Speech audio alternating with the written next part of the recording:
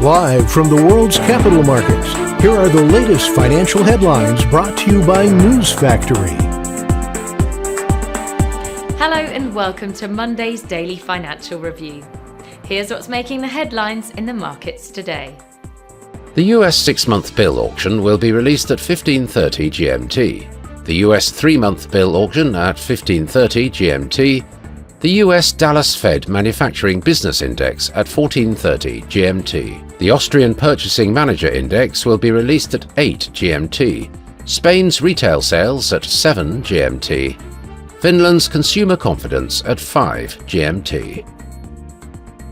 Those were today's major economic events. And now, moving on to world financial headlines. Gold prices fell on Friday and were back on track for a weekly dip as the dollar rose, and signs of easing US-China trade tensions after a report that Beijing had exempted some US goods from its tariffs weighed on bullion. Profits at China's industrial firms grew 0.8% in the first quarter from the same period last year, reversing a 0.3% decline in the first 2 months. In March, total profits of industrial companies rose 2.6%, according to National Bureau of Statistics. Oil prices edged higher on Friday but posted a weekly decline, under pressure from market expectations of oversupply and uncertainty around tariff talks between the US and China. China exempted some US imports from its steep tariffs in a sign that the trade war could be easing. Coming up, the choices from our chief analysts for today.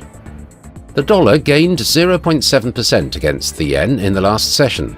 The stochastic indicator is giving a positive signal. The last session saw the Bitcoin fall 0.3% against the dollar. The stochastic RSI is giving a positive signal. The Aussie dollar pair saw a minor dip of 0.2% in the last session.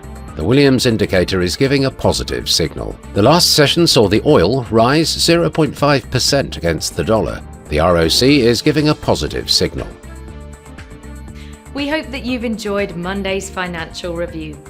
On behalf of all of us here, we wish you a productive trading day. Be sure to join us tomorrow morning for the latest news and events from the financial markets.